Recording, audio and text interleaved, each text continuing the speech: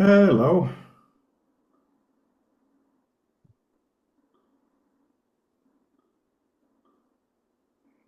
Hi,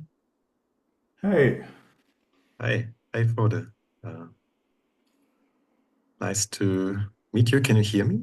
I can. I'm just listening. Okay, Nice to meet you too. that's cool. Yeah. You were a bit early, so Um, it was just, who was Ken? And there you are. So that's good. yeah, yeah, People will yeah. come in a few minutes after the hour. Where are you? I'm in Denmark, Aarhus, at home now, Ah, and okay. Good. since it's a bit louder at home, so I'm in this community house, and there is a possibility that kids come in and out, but so Yeah, okay. far, That's a yeah, bonus. yeah, yeah. My son will come in at some point. He just does. So hang on. But where are you from? You're not Danish, are you? No, no, I'm mixed actually. I'm born in Germany, mixed Japanese German, and yeah, I think I was mostly in Germany, and then in the US and States, I was there the last 10 years, so kind of a bit more international vibes here. You're mixed Japanese. That's Yeah, yeah, half. fascinating. My wife is half Japanese. Oh, right, So right. therefore my son, of course, is a quarter Japanese, and that means Yeah, I'm part Japanese through my son. yes, yes. My daughter is quarter Japanese. Yeah. Excellent. Yes, but I'm therefore through my son going back up, I become part Japanese. That's how I like to pretend. So you're a bit frozen.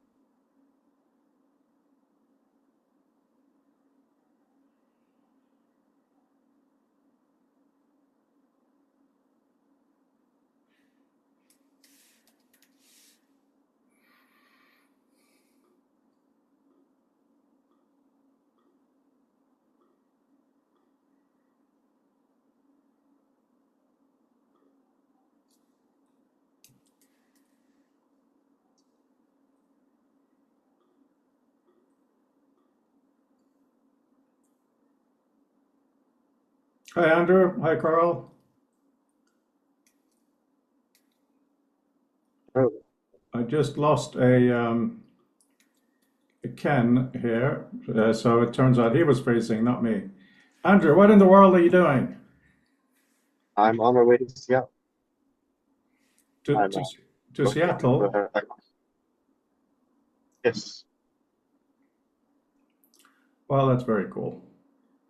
These calls are supposed to be a bit random. So, yeah, Ken tried to log in and he disappeared, so he'll be back. Ken is new to our community. He is a XR researcher, developer, academic in the land of Denmark.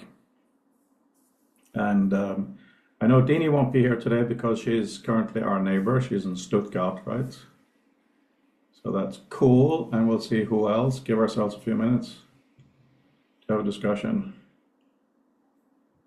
That's a surprise.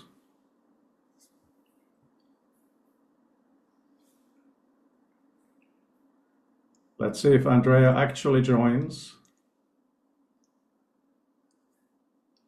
By the way, Andrew, you do look like you have the coolest virtual background, Andrew, even though it is real. Hi, Andrea. What a Well, surprise to see you. Very, very pleasant surprise. Hi, thank you for the. I know I love these meetings, but I rarely make it. So I actually really appreciate when you give me a nudge now and then. Thank you for that. I'm sorry it takes effort on your part to get me to show up, but I'm happy to be here. I have a deadline today, so I can only be here for 1 hour. But yeah, thanks. Thank you for reaching out. That's nice I to hear. read what you said. I read the PDF. It's very exciting stuff. Yeah, that PDF itself, okay, I'll say this before the rest of the group because Mark is here and he's the most important in this context. The PDF itself turns out to be hugely important when it comes to spaces. Because I shared that PDF with the general community, including Deanie, my partner in Sloan, and Mark. And from Deanie, I got some very strange comments back, such as, why is this missing? Why isn't that there? Kind of academic. Hang on, I'll wait for Ken to rejoin us. Because I think this is an interesting kickoff to our space discussion, even though it sounds a bit not. And then we'll do some brief intros when there's more of us. Yeah, Ken is in Copenhagen. He does some interesting XR stuff. If you haven't met him, today will be good for that. Hang on a second. His full name is Hare. I'm not going to dare pronounce it because I will do it wrong. Just give him a few more seconds. To have a quiet space, he went somewhere else today. He briefly said right before the hour, and then, okay. All right, so I'll tell you the brief thinking about this document. Yeah, so I got these weird comments back from Deanie, which seemed to be not about the contents of what I wrote, but about, certain things are missing, academic things, and so on. Then I got some comments back from Mark, who wrote actually a longer email than the original document. Very kindly looked at two things. He looked at the presentation, the academic validity, the cohesion, all of that good stuff. Very grateful. And of course, he also commented on the basic notions of whether 7 is a good number, whether the categories worked. And I wondered why he did that. And then I realized, both with Deanie and with Mark, and also I sent a similar document on another topic to Jack Park, who most of you know. And he has a Google Doc with a lot of stuff. So I wrote a PDF because I like documents, sent it to him, and he was very confused what that was. Obviously knows what a PDF is, but it didn't fit the fact that he thought I probably should have written it in the Google Doc. Hi, Chris. I'm just briefly doing a weird introduction to our discussion of space today by the fact that I got funny comments from the PDF that I sent around. So the take home from me of the story is that a PDF really, by the fact that something is on a PDF, communicates something specific. It communicates that this is a published document, not like published in a journal, but it is not editable, obviously. And if citations are done correctly, it gives the impression, and Mark, I would really like to hear in a minute if I am correct in reading you, that it wasn't just a think piece like writing in an email.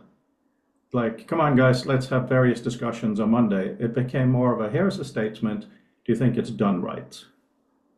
So that makes a PDF a kind of a mental space, right? So when we look at the discussion today on knowledge graphs in space and other spaces, the social attitude of what we think it is will become quite interesting.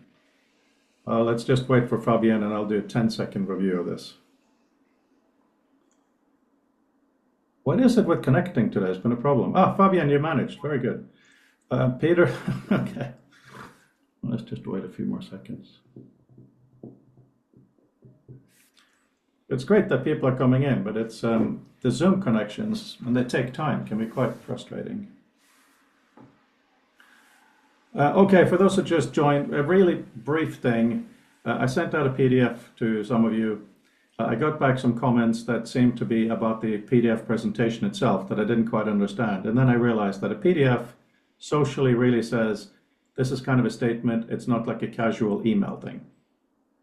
I just thought that was kind of a lovely introduction to, now that we start talking about spaces in XR for work and knowledge, there will be those kinds of connotations too. We will enter someone's space one day. It's like, this is a space where I feel free to discuss. This is a space where I really feel someone is trying to teach me something, etc. So that was the entire introduction story. Mark, am I completely wrong in how you saw that PDF? Because you put so much effort into it, and it really made me question the whole notion of different presentations of that. No, well, I don't think the fact it's a PDF is neither here nor there. It's more that an email is not a social network or face-to-face communication. So the difficulty is if I write someone a note or a document, it's actually quite difficult when they read it 2 days later or something to know was I just looking for a sort of high five, that's marvelous, or was I actually meaning something? And it's very difficult to tell unless you put something explicitly around and said, I want some comment on this, but it's even that's quite difficult to do through the asynchronous method of email. So it's the fact that it's a PDF is neither here nor there at all. It could have been a text document, it could have been something, it could have just been an email, to be honest. So the issue is to do with the asynchronous nature of the communication rather than what goes into it. It's just difficult to do basically a casual conversation asynchronously over distance, unless it's with someone you know very well, but that's normally a different context anyway. But I hope that answers your question. It partly does. And Ken, welcome back. We'll do introductions in a moment when we're sure everyone's here. But we're just reflecting on, I sent a document around, it happened to be a PDF with some think pieces for today. And then I got 2 comments that I thought were a little weird. Mark wrote a lot, but and he addressed the content of it, but he also said, for presentation, you might want to do this and that, which if I was submitting to a journal would have been extremely helpful. So I wondered a little bit why he went, in that sense, very kindly overboard. And that makes me... I can answer that. It's because it wasn't clear in reading. I genuinely wasn't trying to correct it. I would genuinely was trying to understand. It's not a criticism at all. Which is why I wrote it out. I mean, I thought the kindest thing to do is to explain what I don't understand and send it back. I certainly didn't think I'd written it in any way as sort of critique. It's just trying to say that, that the first metaphor was overstretched and it doesn't fit the context, and that's fine. I mean, it's a listicle of 7 things, but it doesn't have any relevance to the original. So there's no clear linkage. It is the first point, and I was just confused by the 2 different sets of bounding on the second set of points, which again weren't clear. But I hope I explained what I didn't understand. We don't need to go into that in great detail. But also the other messages that I got is from Dini, my partner in Sloan, who felt that it needed to include this and that and other official things. So that the only thing, oh my God, it's just like slowly. Hi, Brandel. Really quick 15-second summary of a funny thing with no comments, and then we're going to Spaces and XR. I sent a PDF around, and a few people commented very kindly on the contents, but also on the style, on the structure, as though I was going to submit it to a journal or something, which is very kind, but it was intended just as here are some thoughts. Right? And the reason I think it's relevant for us today is because when you get a letter, like very often from the council or something, you'll get an email with a PDF in it, which seems weird, but it kind of becomes more official. So depending on whether you put something in Slack or email, of course, we know that medium are different. But as we start talking about XR environments, I thought it was a bit of a wake-up call to think of the different kind of environments we look at, the different kind of spaces. They will also over time carry with them, this is an official presentation that Brandel has made. This is a rough thought that Ken has, and that will be literally in the space. And I can see that Andrea's having a million thoughts on this because she thought through all of this stuff. So I think now maybe it's a good time for introductions. What do you think? Excellent. So we'll start with Andrew, if we can hear you, because you're on a train, hence the video being off. 30 seconds of Andrew Thompson, please. Yeah, let's give it a quick let's do it. Hold on. I think you need to leave the video off. Can you hear me? Video off. Does that make it any better? Yes. It does, yes. Yes. Okay.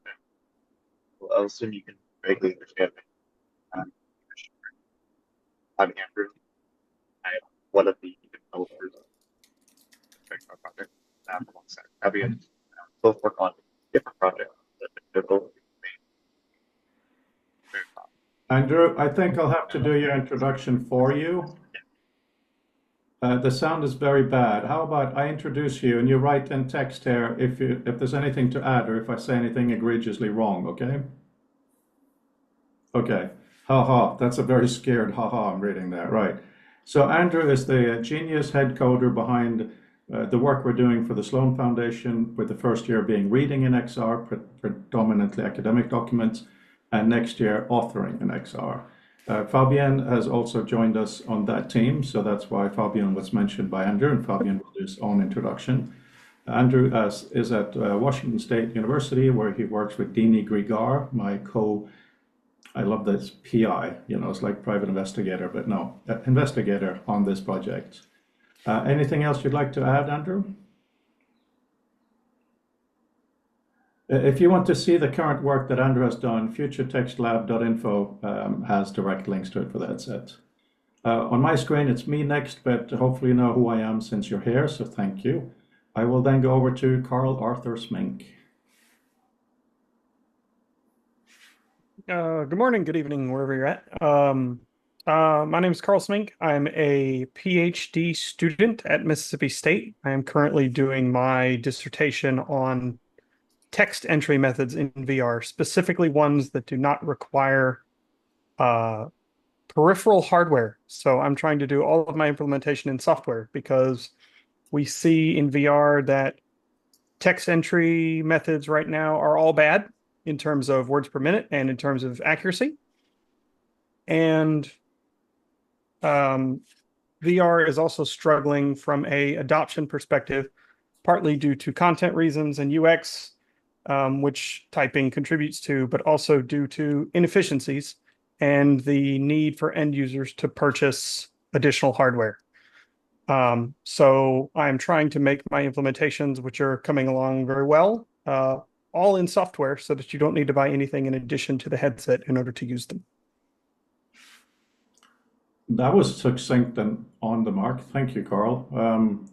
Last week, Carl, who has been a very quiet member of the community, really started talking, and I'm so grateful. The questions and issues you raised last week has made my head spin for 7 days. Mr. Anderson, sorry. Dr. Anderson.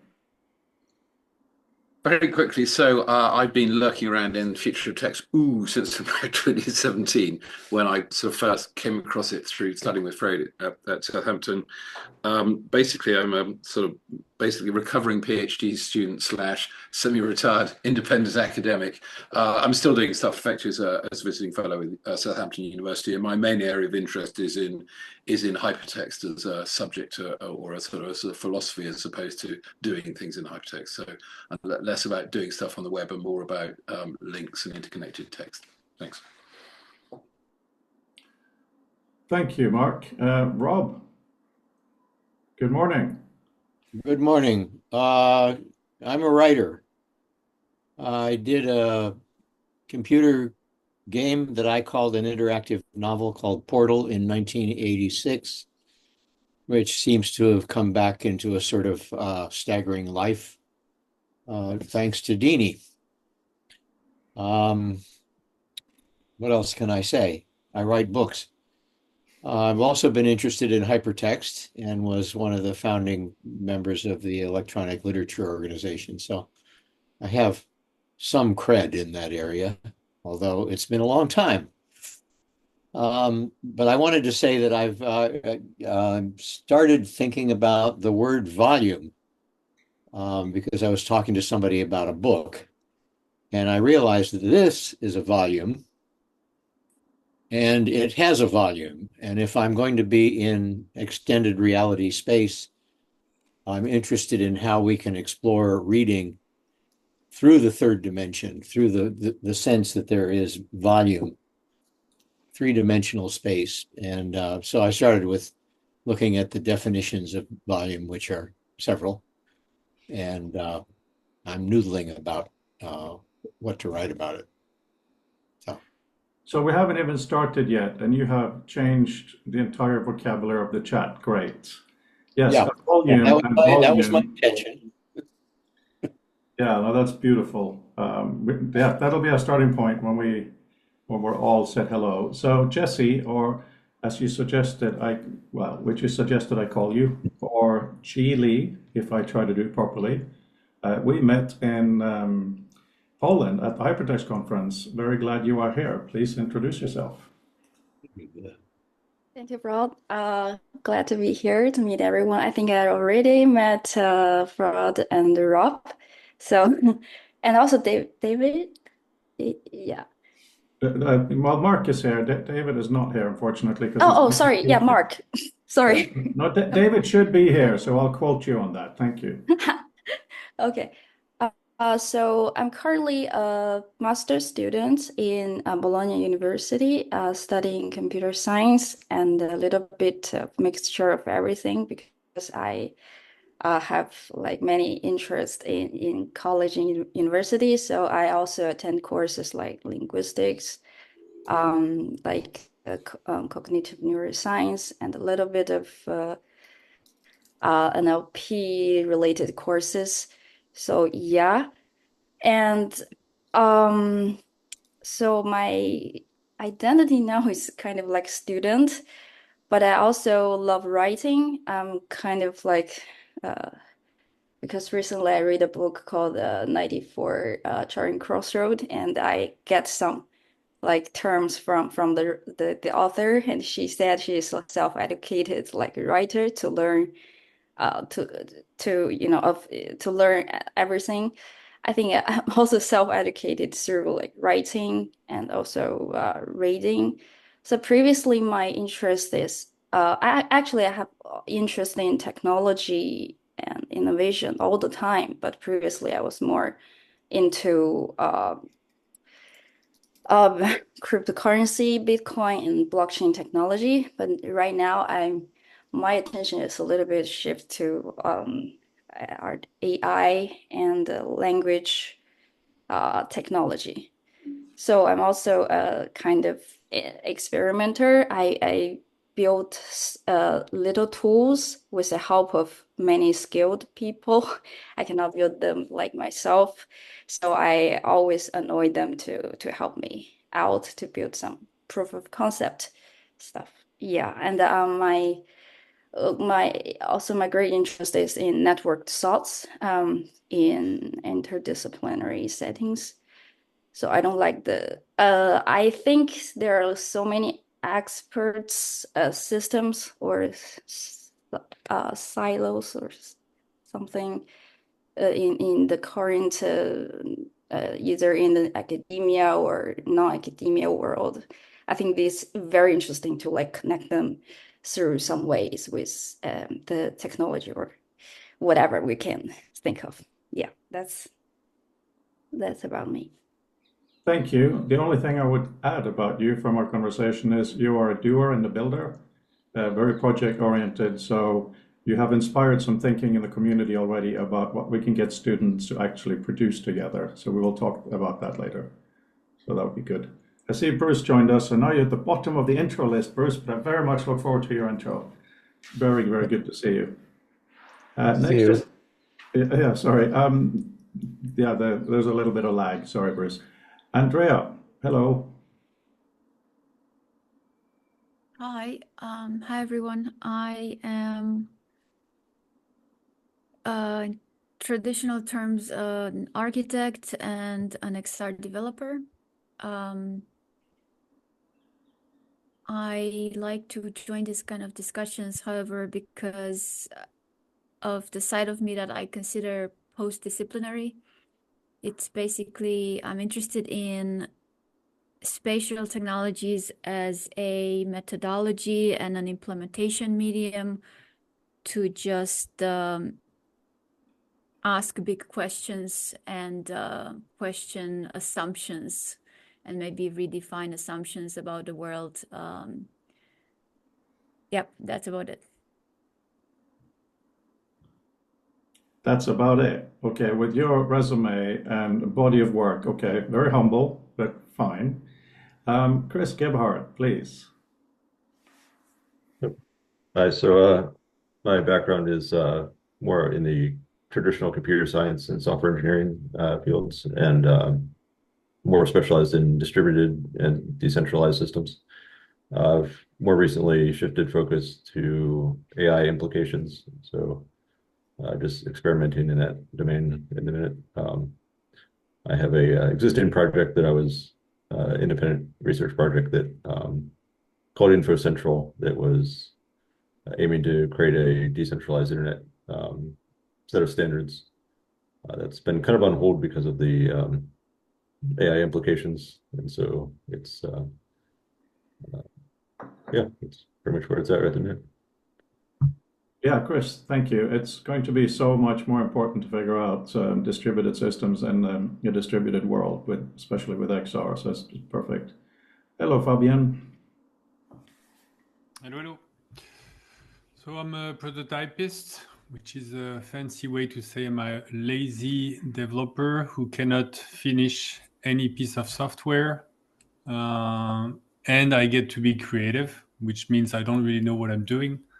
I do that professionally, mostly for the European Parliament, for the Innovation Department. I'm here because of Brendel, because half a decade ago, more than this, I was probably whining that everybody use VR for games. And he was like, hey, I'm not doing this. Here is VR for documents and things. And by whining more, he introduced me to this group that is like, whoa, text is not just a couple of lines, it can be a lot more. And I've been coming back since. I also now contribute with more prototypes to the Sloan work, and specifically again on how can we bring XR for knowledge work, specifically publishing or researching, and thus manipulating academic documents. So again, not games. I do love XR games, but I think the medium itself can do a lot more. Again, I don't know how. That's why I'm here, and that's why I do prototypes here and there. So yeah, thanks for having me. So it's really important for context what Fabian said about prototypes. We're trying to build lots of prototypes as part of this community, but it's really important that we try to make them work together. Ken, you are next. Yeah, hi. As I said, I'm Ken Pfeiffer. I'm an assistant professor in Aarhus in Denmark. And my focus is on XR input methods. And I am especially interested in integrating our eyes into the user interface. And considering that, every interface so far has been fully controlled by the hands, and I think now the better tech and advances coming, then we can have a lot more of our body integrated into the interface. And I hope to think that some of the inputs also relate to text entry. Obviously, also someone already mentioned that text entry is one of the hardest challenges in 3D. So great to see you all. Thank you, Ken. I would suggest all of you, if you have a piece that represents what you do, please put a link in the chat. One of the things that we really want to do in this community is let people sell. We don't have to be subtle. If there's something you're excited about and you're working about for the future of text book and in chat and text, just sell the hell out of it. If it's your passion, be passionate. Don't pretend it's all about just highfalutin discussion. So yes. And highfalutin, Brandel, you're next.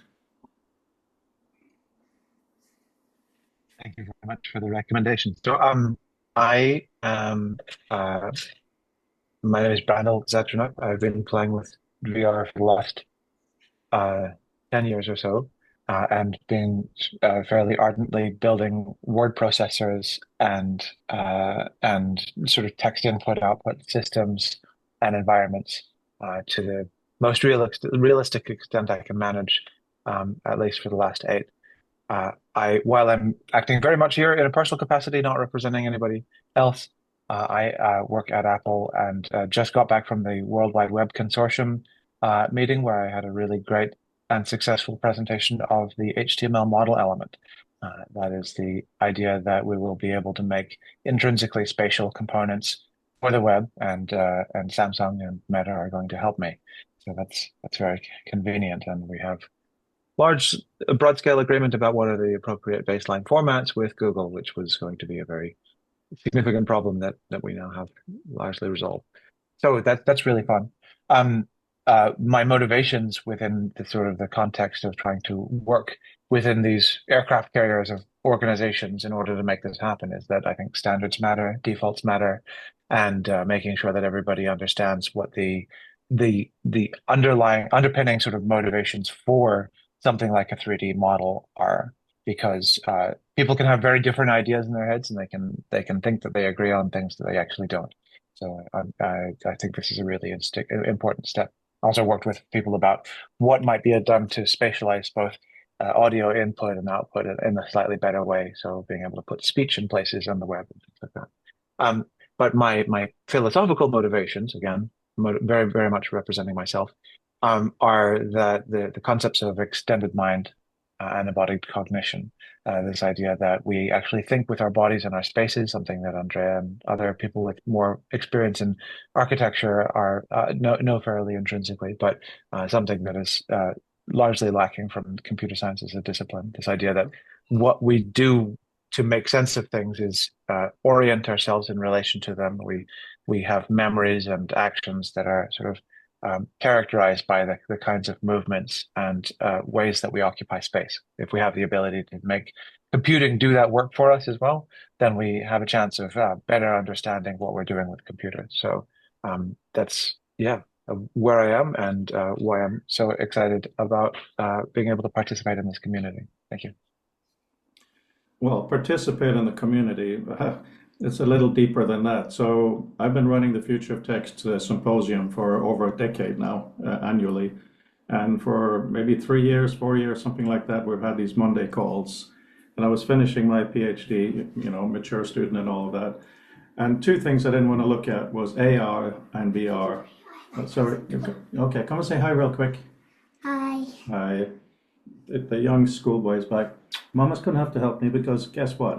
We're having a meeting. No, then come. I cannot come. Please go to Mama and help. Love you. Bye. Okay. So there were two things I absolutely didn't have space for was AI and VR. And then Brandel comes along, he sits there, he's very nice. And then just as I hand in the first draft of my thesis, he says, by the way, would you consider VR? It was such incredible timings, like, yes. And then he sold me the whole notion of what it might be. So the entire community has changed because of you, Brandel. And I'm very grateful for that. The way that I at least think now is XR first, flattened later. So yeah, you're not a member of the community, you're the helmsman. Right, Carl Hebenstreit, please say hello and such. Hello. Yeah, I attend these meetings more in the role of once and future doctoral students. I'm starting again in January. It's interesting, going back to the 62 paper, there's actually the latent capabilities that Engelbart talked about. So looking at the unleashing the latent capabilities for people with disabilities. And looking forward to getting back into that things. My day job is I work with the U.S. federal government, the General Services Administration, and we've got some exciting AI stuff getting ready to start too. So Engelbart is the father of human-centered artificial intelligence paradigm. So, glad to see everyone. Oh, and since you referred to Mr. Anderson, my screen messed up a few months ago, but I was able to take a picture of it. So, Neo and Agent Smith there with Mr. Anderson. That is indeed why I like calling him Mr. Anderson. So thanks, Carl. That was cool. Peter and then Bruce, and I think we got everyone then. Okay. I'm an attorney programmer hybrid and independent scholar. I basically started in intellectual property law, found the intellectual property vastly more exciting than arguing about who owns it. So I've moved into the R&D side over time. I've been part of the hypertext community since I was introduced to Mark Bernstein at a Macworld Expo way back in the day in Boston when they had such wonderful events. Um, Academically, my interests are focused on programming languages, human-computer interaction, programming languages geek. I like old-fashioned symbolic AI. I think everybody just sees the newfangled large language models as being the hammer, and they're going to make everything be a nail to be beaten to death by it. And we're really missing out on a lot of the older techniques, which dead ended at the time because we did not have the compute cycles to be able to use them effectively. On modern hardware, there's just so much orphan technology that could be reinvigorated and used to great effect to produce absolutely wonderful, explainable, deterministic results, which I think would be vastly superior to the threat of hallucinations in today's models. I mean, they're great for generating sketches and visual designs and things like that, where you're not looking for precision and it doesn't matter how the system came up with the result that it came up with. But when it comes to academic topics, well, Mark Bernstein himself is a classic case in point. He is a hallucination magnet. Ask a large LLM anything about Mark Bernstein, and it will come out with the most outlandish papers and theses and attribute them to him over and over again. I've tried with multiple AIs. They all do it. I don't know what it is about. I guess his oeuvre of work has encompassed enough different areas that it sends them on a tangent quite readily.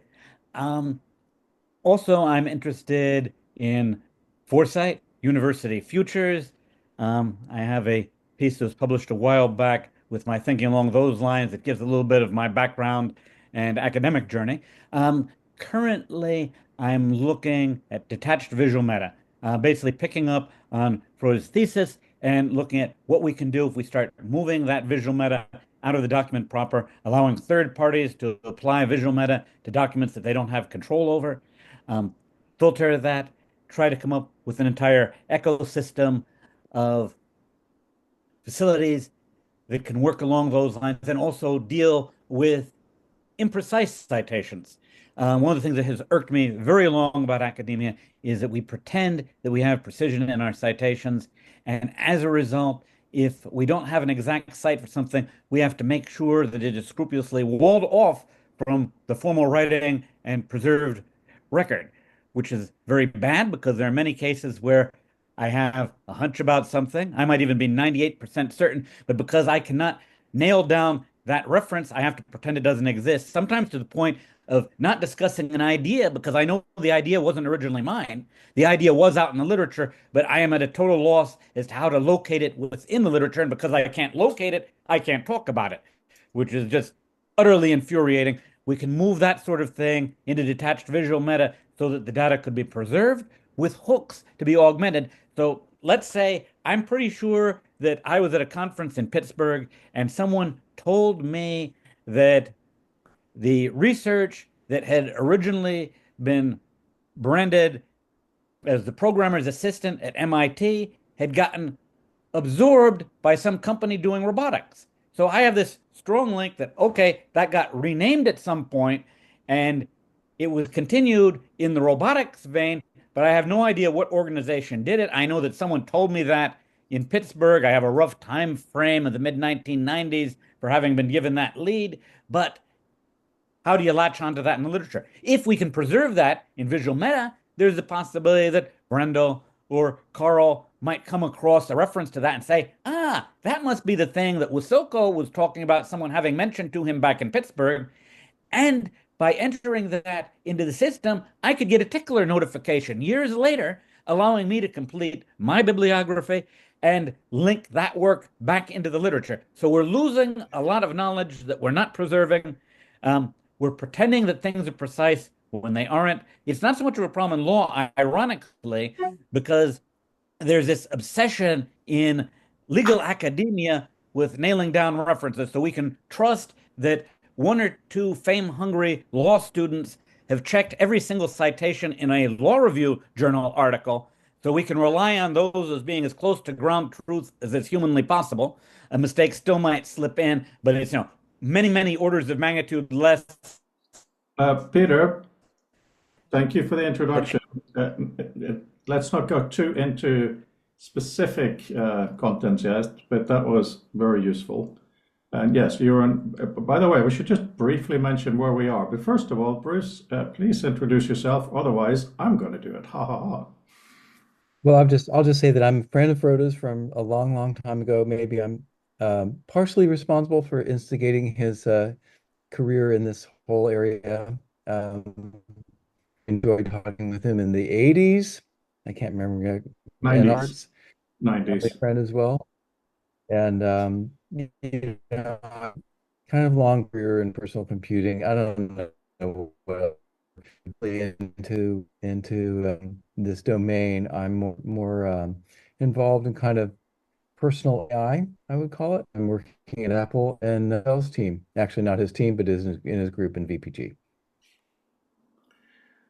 To add to that, Bruce, if you don't mind, so yes, you work at Apple now doing amazing, genius stuff, which is incredible. But yes, Bruce is very much one of the main reasons I'm in the field because, Bruce, you were the first person who took me seriously. So thank you for discussions.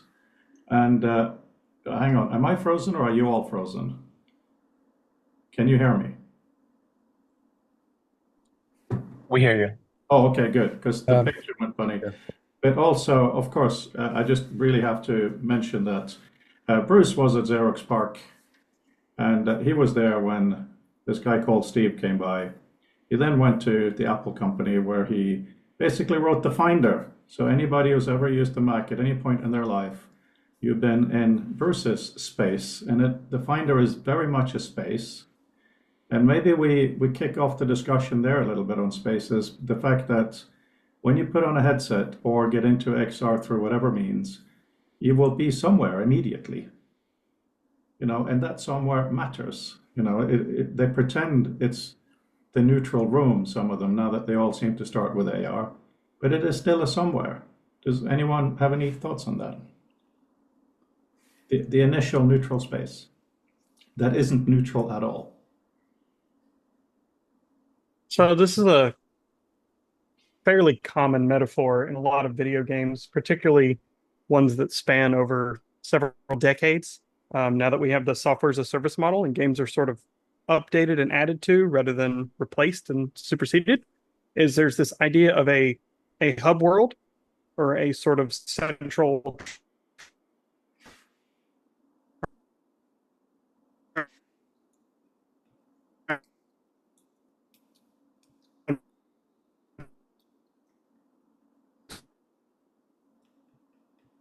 destination, and then you go from the hub to where you're actually going.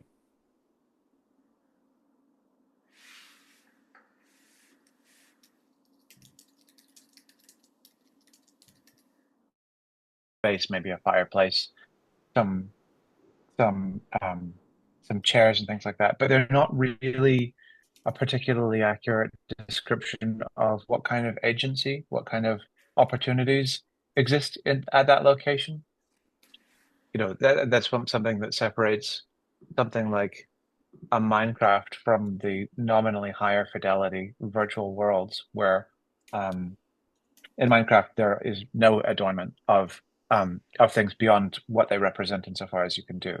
And that's an interesting thing to take because a lot of people find it challenging to build something that has a reason for all of the parts of it. But I think that it's a lot more comforting to present things only insofar as they represent. So I'm looking forward to more of that. So the irony is I lost connection there for a bit. Thankfully, we'll have fiber here soon, so in the future meetings it should be much better. Could anyone please give me 10 seconds of what I missed? I'm so sorry.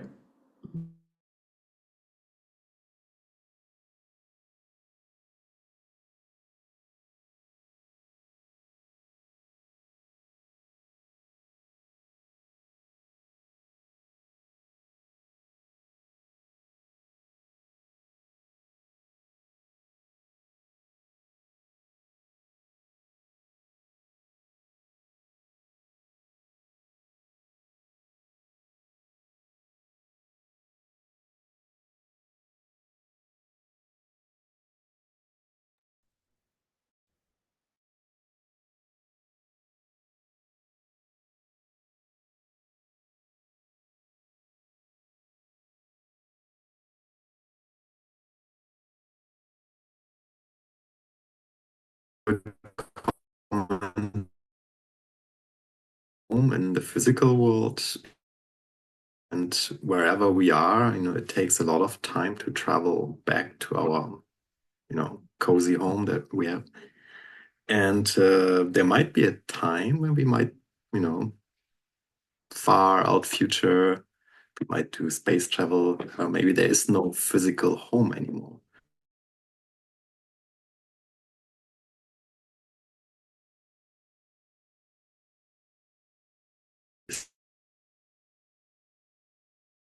I think you want to try to break it down.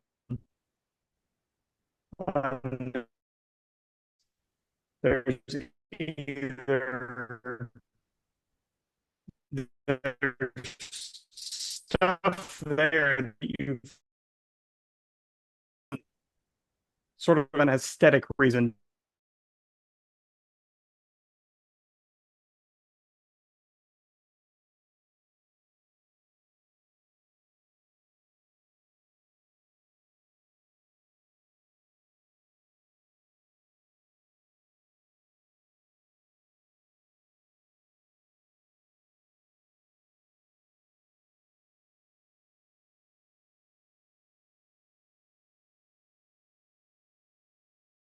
Is that it doesn't necessarily pivot off, all the forms of physicality, hearing, sight.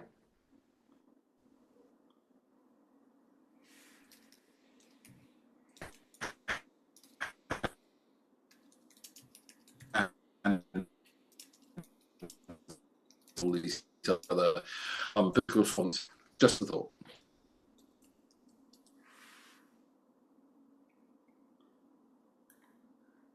I am really sorry about the bad connection here. I don't even know if you can hear me at this point. I restarted everything.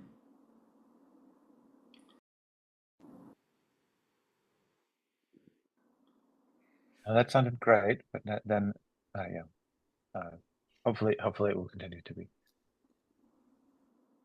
I want to pick up on what Mark just said a little bit, and maybe see if I can pack in my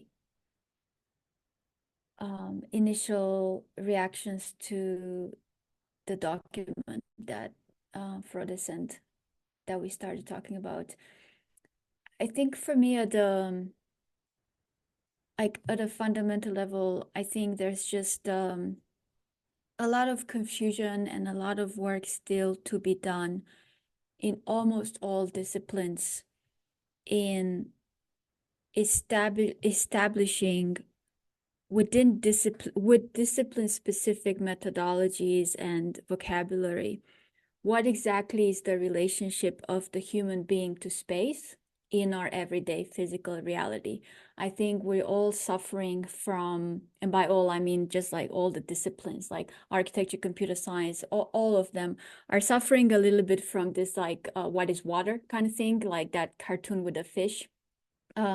We're just taking the fact that we are creatures that move through space a little bit for granted. And there's a little bit of work that's starting to be done in actually trying to put words and concepts and meat in positing a relationship between the extent to which, like, what does this mean, right? That we're like, we can't escape space. We can't not be in space. And this has very deep implications for every single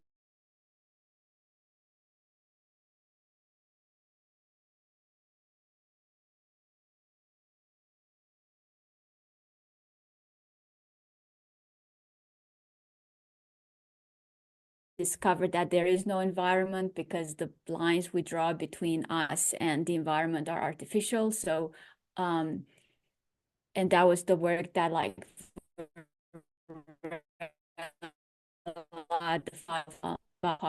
which was against apparently what cybernetics was doing, which was building up computer science based on the fact that there's a well-defined border between organism and environment, and messages are being exchanged through like input-output theory and all of that. So we can spend forever discussing embodied cognition, cybernetics, and how all that started in the 50s and 60s. So that I'm mentioning this as like a little attempt within certain disciplines to posit this relationship between the organism and space in a way that starts to be productive, right? And in cybernetics, it was very productive, and it started with biology. I believe all disciplines need to do this, and it has to start or take into account biology and posit, like positioning yourself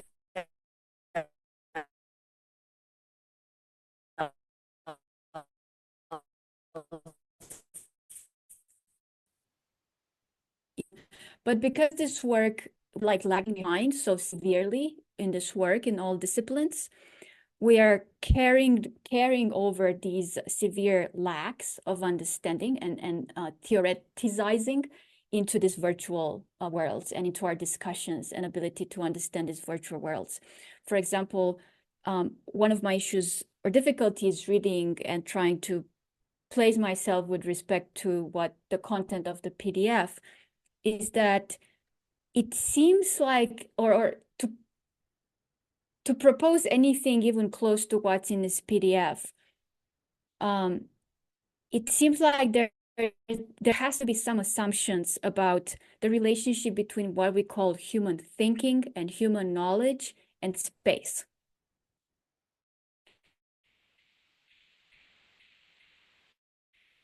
I can still hear you, and I just want to say thank you for that. And also, Carl, for this PDF. So this PDF thing,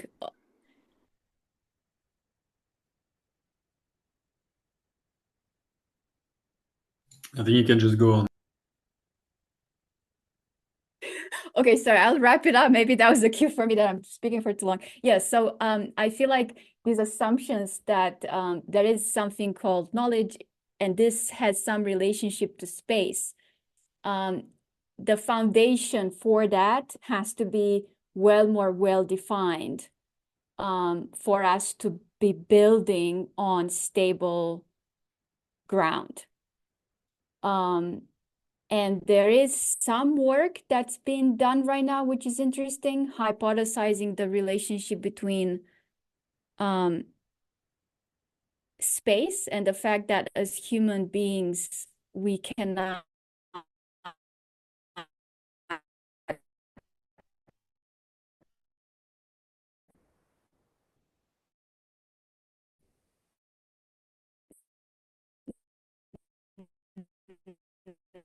connect to base of the space. What does that mean? And the number, I just want to mention as an example of what I'm trying to say. You're familiar with what everyone is familiar with. There's like tons of opinions for and against it.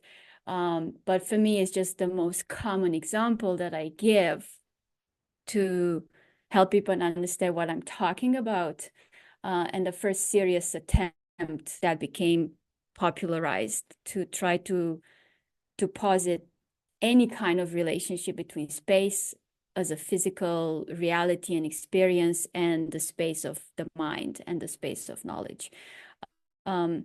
Okay, so that's kind of my 2 cents, that we need to get real about what kind of assumptions or lack of assumptions we are building on top of. So I would usually wait for Fro to let me speak, but here he can't even interrupt me, so I'll take it. Maybe another way to say some of what you said, Andrea, to me is the tension between like the excitement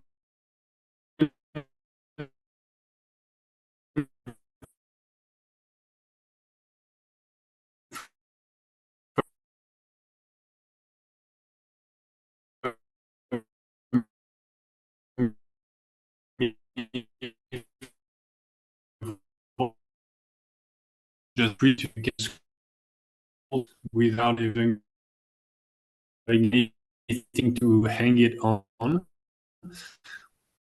In our usual daily life world in 3D in space and getting good at it without even noticing, and how we can piggyback on that, hijack this extremely powerful brain with those ability for that context, versus leaving that space. Because again, like if I sculpt in VR, I can sculpt in here, literally. I don't have to have it hang on the wall, on the table, etc. I can change gravity. Like if I drop it, it can fall or not. We can fall extremely slowly. We can change scales. I can be extremely small because I blow up the world around me. I can be extremely big.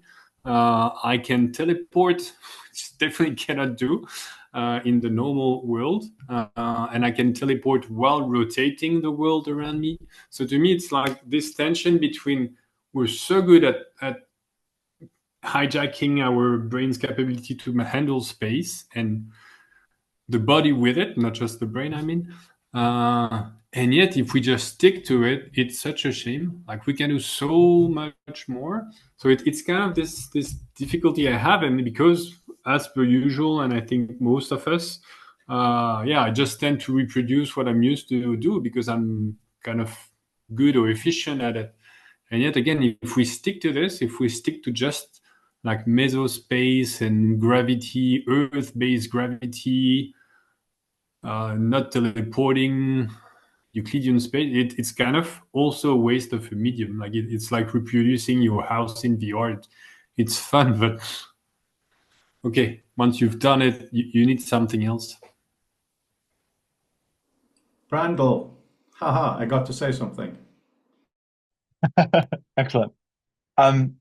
So I agree. I'm a strong adherent to ideas like neuroplasticity, but I also think that to spare a thought for the journey from here to there is an important one.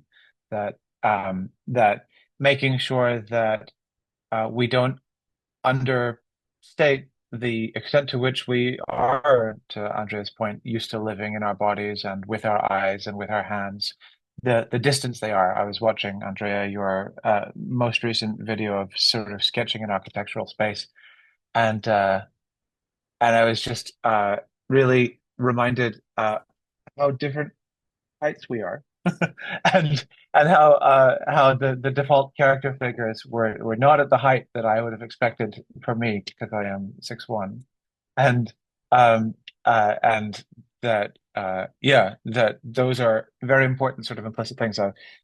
With a VR headset a while ago, my daughter was using my Vision Pro and casting her headset height, so she could walk around the house and see it from the height that she is, and perfectly natural to her and very funny for me, and vice versa. So I walked around and showed her what it's like to be me. And it was still not, entirely what it's like to be me because I'm obviously much older and more brittle. But yeah, like the reality of how well understood at a sort of a visceral level, the sort of the spatial modalities that we have to build on, as well as another thing that happened this past week, talking to Meta and other these other folks about what the practical consequences of adding a portal to HTML entail. And it also reminded me that unless we have a robust, not just common metaphor, because we mostly, I think, do for space, but a common modality for discussing that common metaphor, then anything that can go wrong between two people's shared understanding of what being in the world entails will go wrong. So we had a 35-minute discussion where we were violently agreeing with each other about the practical consequences of having an object appear as though it's in front of something, although the depth of it looks as though it's behind it, and the kind of stereo conflicts that arise from that. Everybody agreed it's disgusting, but people couldn't agree on whether that meant that the portal was transparent or not. And yeah, time and time again, we know what we know. We know what we talk about, but if we don't talk about that aspect of what we know, then we are nowhere. So yes.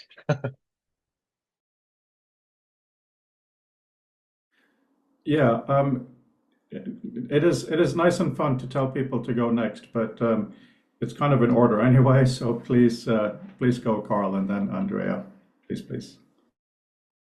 I'll mention briefly some of the stuff that Fabian was talking about. Is that anyone who's done even a cursory glance through a game engine or tried to develop something in 3D, it it it really dawns on you rather quickly the amount of control over that environment you have and the amount of constraints that you no longer have to follow, which is interesting.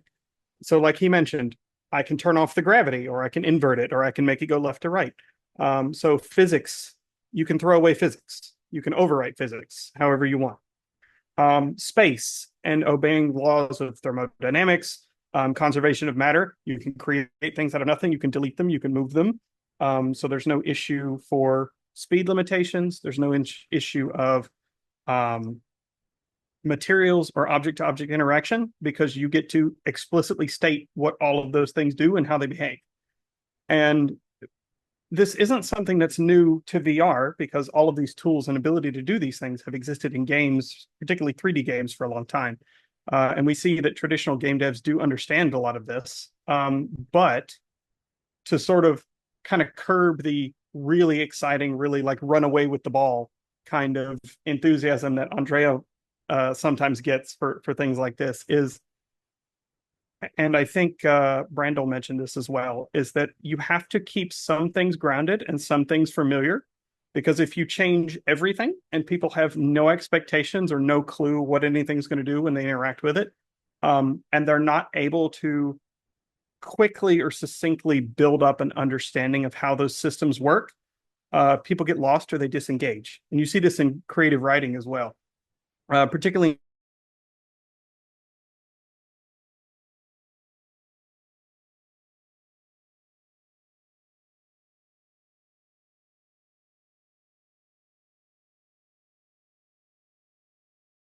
or players tend to just not engage with that system because they can't plan around it.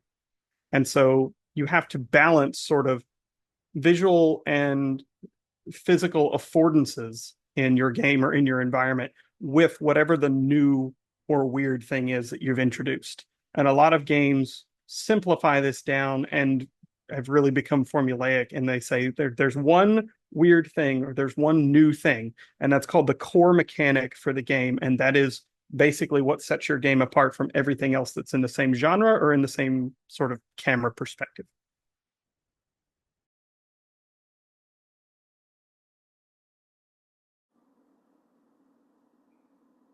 Yeah, Andrea, please. And thank you, Carl. I want to just quickly also look back to something Fabian said in relationship to what I said earlier.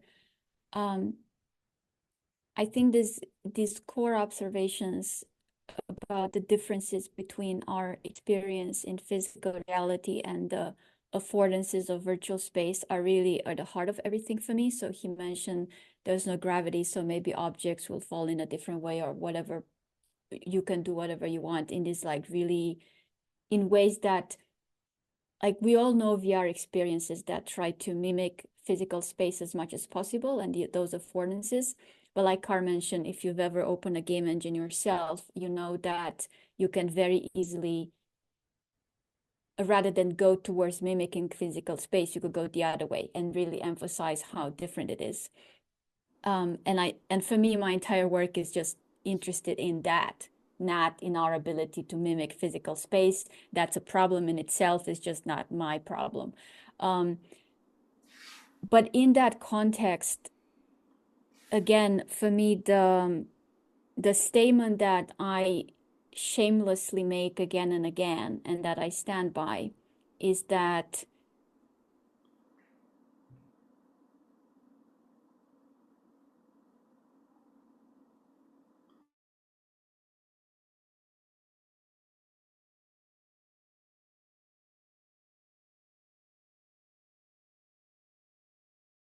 type of gravity, objects that fall in a different way, that will actually lead towards a different type of thinking and a different type of experience. And this is also kind of unstable territory as well, because I should be defining what I mean by thinking, but we don't have time for that. But it's just very important to just to clarify what I think, what the hypothesis is, and how high the stakes are from the point of view of like my thinking and my work. I absolutely believe that if you have people spend time in these spaces that have no gravity, where objects fall in different ways, and they engage in what human beings normally engage in, which is activity and thinking and so on, some very radical shifts might happen. The second thing I want to mention very, very quickly, that's important for me to mention, back to the PDF that we were sent, which I think it's a fantastic place to kind of keep anchoring this discussion into. On the first page, there's this list of verbs that are meant to define or try to tackle the purposes of these knowledge spaces. So the verbs are to find, to learn, to think, to present, to store, and so on. And I'm not sure, but I think they're meant to represent some kind of, they're meant to be descriptions maybe of what we call this mysterious thinking process. And I want to point out that these things are true, but as the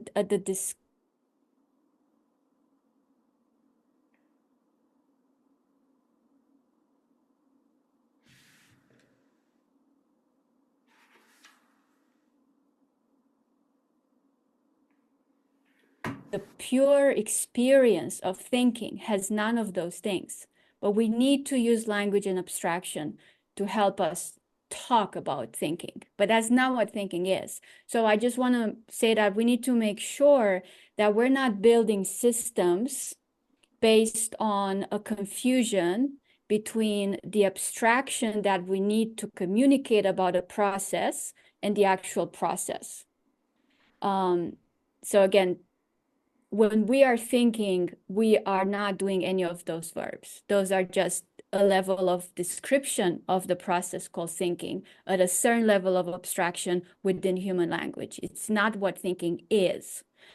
Okay, and third thing, very, very quickly, I also have a tiny group that sometimes talks about these things. And on Wednesday, we're going to do a workshop that's called Towards a Notation for Spatial Experience. And we're going to look at John Cage.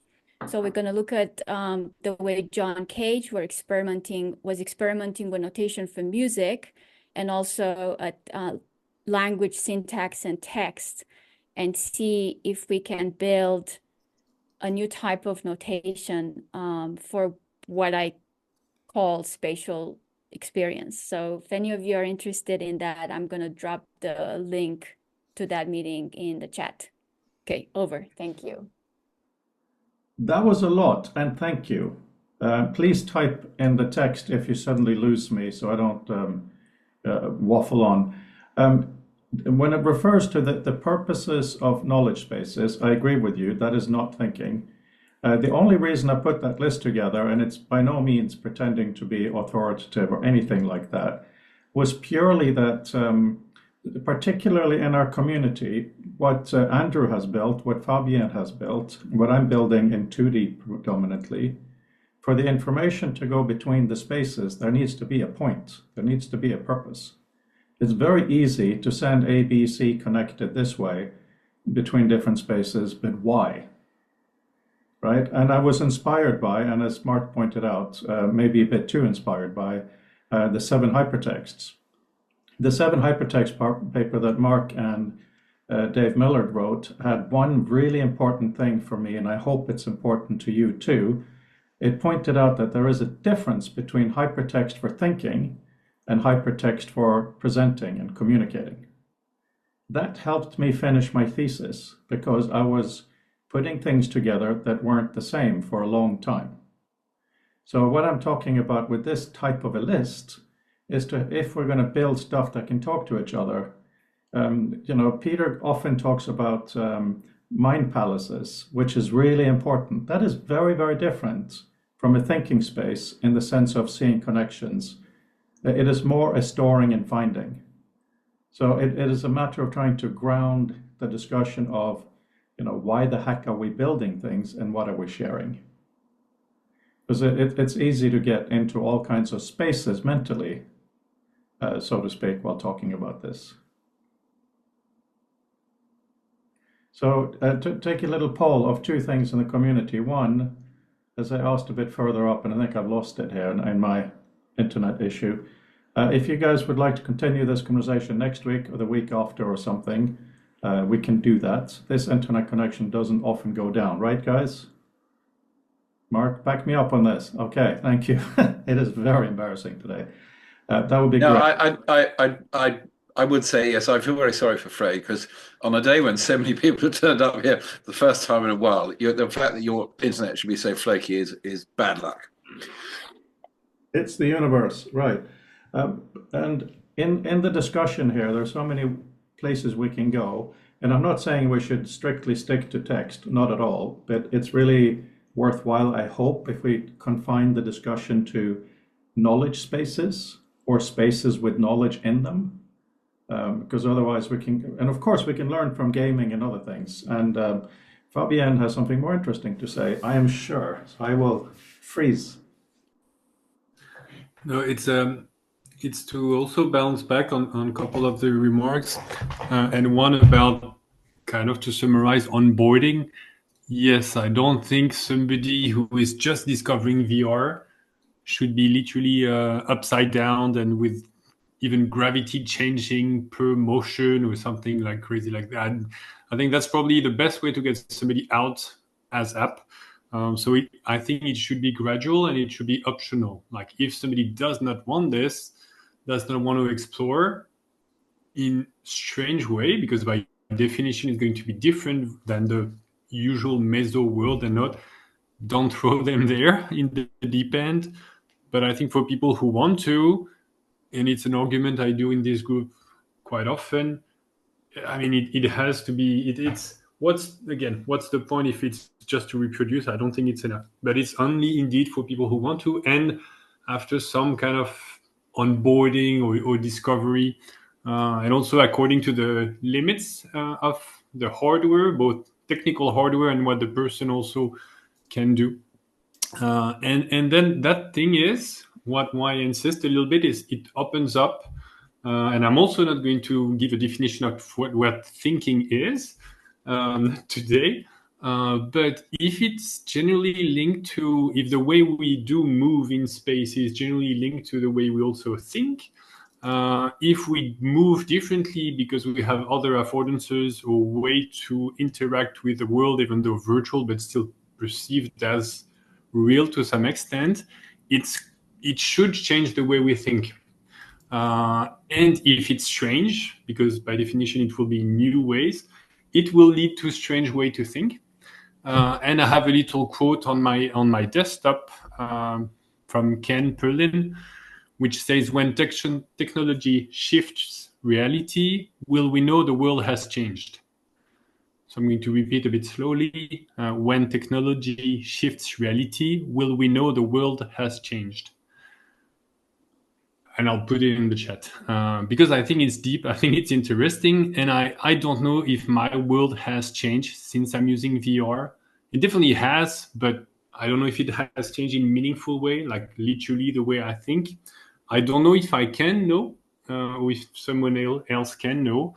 So my point is, if we do indeed find new way to move and explore in XR and change the way we think, it's probably a one-way street. Like we probably can't really go back. I don't know how, if it's permanent or not, or this kind of thing. But it is indeed something we can't be too naive about. Like it's going to change us. Again, I don't know to which extent, but I think it's interesting, and it's not necessarily something very noticeable. Like I don't know how good all of you are in terms of introspection, but it's challenging. I think it remains challenging with and without tools. It's something tricky. So I have to briefly, if you don't mind, Mark, add something on what Fabian just said because of Doug Engelbart. So some of you probably know that Moore's law should actually be called Engelbart's law, because he quite literally gave that to Gordon Moore based on his research in wind tunnels and so on. He was working for NASA at the time. And that's when he saw that transistors were going to go down. He decided to do all these fun things. And the reason it's relevant, Fabian and everyone, is that Doug said that if you're in a room with no windows and suddenly everything gets 10 times bigger in the X, Y, Z dimension, would you notice? And he said, yes, you would, because you would die. Because weight increases in 3 dimensions, strength increases in 2 dimensions. So your ribs would literally get crushed. So I think that is relevant here, Fabian, because Ken's quote is brilliant. But if we look at the other dimensions that may not scale along with the technological dimensions, we might see some kind of a bifurcation or a fracture there. So thank you. And then Mark and Ken. Sorry. Yeah, very quickly, and this is partly to check I've sort of really internalized Andrea's point about sort of thinking in a different environment correctly, because looping back to the idea that, okay, well, if I can construct a game space, an XR space, I can do things like turn off the gravity. But at that point, most of us are thinking, aha, right, I'm now in a place where gravity is not working as I'd expect.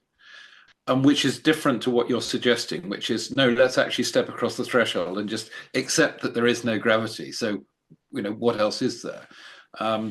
Which I think is an interesting provocation, and I think remarkably hard for most of us. So I don't know how one gets started in that, which isn't an argument against doing it, but I think it's an interesting thought as to how we get ourselves into that alternate reality. Thanks. Can I add something really quickly? I promise Yeah. it's just one sentence. So Mark, you don't have a choice. I mean, you think you have a choice by saying no and shutting off the headset, but the truth is you don't really have a choice. Like when it comes to things like space and time and these like really pernicious things that permeate everything about us, it's kind of insane because and that's why I love this technology in particular. You can feel how it's changing you.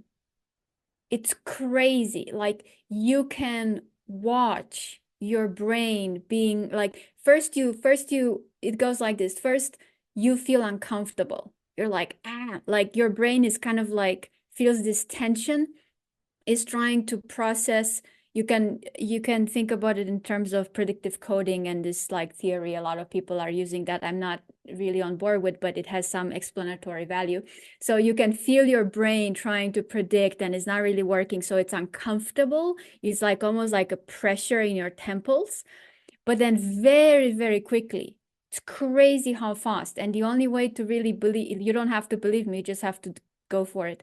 Within like 30 to 2 hours, it's like stuff are changing in your head in a spectacular way. So you don't have to understand it, you don't have to choose it, you don't have to want it, you just have to stick in there for like 30 minutes, and things will happen.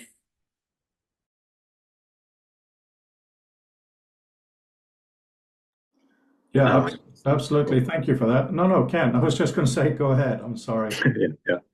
Yeah, it's not directly related, but I was thinking about this debate between how virtual, how beyond physics should VR be versus how real should we design it. And it seems to be like, people in both areas. And of course, we need research in all types. But I think what I found really interesting is to look at the intersection. So try to design something that feels highly intuitive, as if it is from the real world, like things like hand gestures and all these things that you can integrate. But there's like just a small difference that makes it somehow feel supernatural or something like that. So that initially you know exactly what it is, you're familiar with it, but then you realize it's actually something something that is not actually normally possible in the real world. So just to give you an example, this might sound a bit cryptic here, but I looked a lot into new interaction mechanisms, and one thing is these using the eye tracking and hand gestures. So when I did a lot of research into this, my idea was that can we get something that is not as complicated as controllers? Obviously, you can have controllers, you have the buttons, and you have to learn how to use it. And at the same time, it has more spatial abilities, like that you can interact with anything that is out of your reach. So this is kind of my motivation why I was looking into eye tracking and this concept of you look at something and then you do these pinch gestures, and this is all and this is actually all also inspired by a paper from Mark Mine. He had a paper in 1995 about virtual environment interaction techniques. So he was from the University of North Carolina. And just to cite one sentence that I also cited in my paper, but we must identify natural forms of interaction and extend them in ways not possible in the real world. So that's where I think it's kind of the interesting part, is to mix up what is familiar with something that is beyond the physics. And yeah, that's just my comment on this part. I will also put down the link here if anyone's interested. Thank you. And as I see, Carl is asking Ken where he can find out more about your work. I think you put in a link earlier. If you don't mind, Ken, could you please put it in again? Thank you. What I do with these meetings, I put them into the YouTubes, and then I do an automatic kind of a transcription to text, try to assign all the right people speaking the right things, and then I run it through Claude for summary, which I can then share with you guys. But one of the prompts in Claude is to list all the URLs in the chat, which is something Peter suggested a long time ago. So that will be available relatively easily from this meeting. So I have a question for everyone, or Ken, your hand is up. Do you have something further? Okay. No. Okay. So I'm wondering about knowledge in this environment specifically, because so far it's been mostly discussing us in the environment, which is of course crucial. But if we look at the knowledge, what would the shape of the knowledge be? Something we've kind of discussed, but I would love to hear more from you guys, how you envision that, how we will be in the knowledge, etc. Easy for me to waffle on, so if someone please put up a yellow hand. Or Ken, you already have your hand. Does that mean you're ready? Okay, we'll go to Brandel then. So what I want is the ability to attach my mechanical motion to Carl's point to linear systems of feedback that give me the ability to modulate it in multidimensional ways.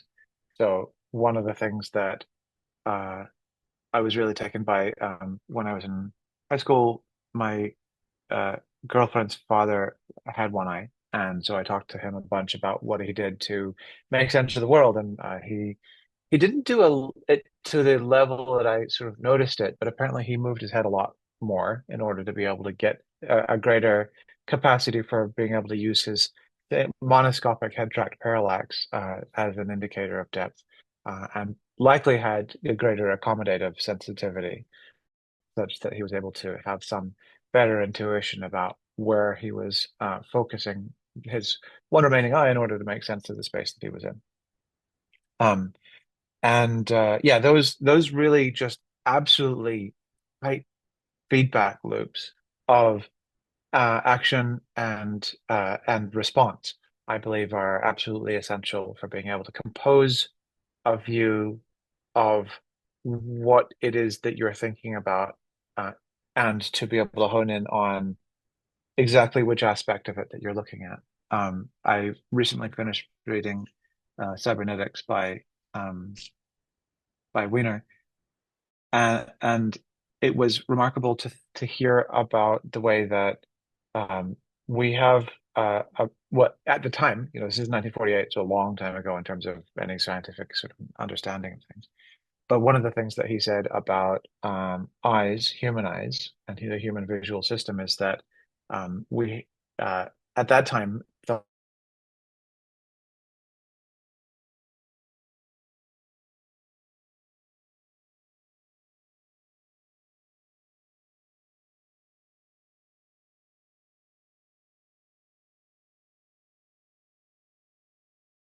versus what's happening out wider.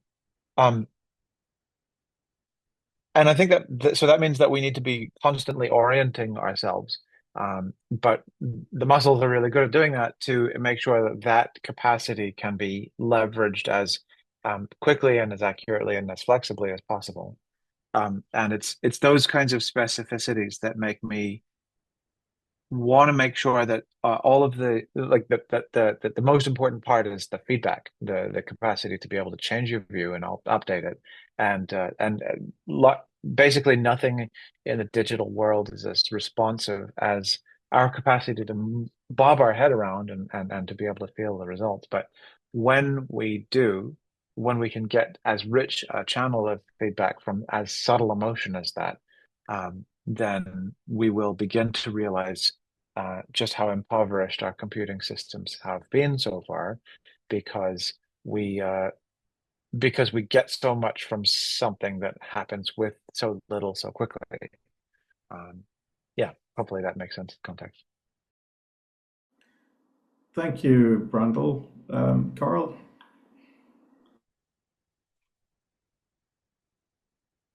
I was going to briefly touch back on the question you posed, which is, what does information look like in this sort of hypothetical space that we're talking about? And I think both psychology and art can give us some direction along those lines. It matters a lot what you want the information to do, how diverse it is, and how the overall velocity of that data, like how much data is coming in and out, how much data, how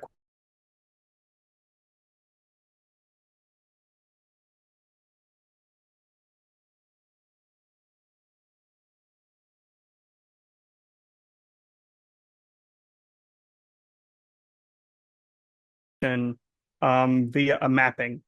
So some of us probably understand that if something has a unique color or a unique shape or is in a unique location, it's easier to remember not only where that thing is, but what it does. So you can sort of encode information onto that object based on what it looks like, what it sounds like, where it is, sort of these sensory cues. And given enough similarity or enough novelty between different objects in that mapping, you can use that to encode and remember that information and commit it to long-term memory easier.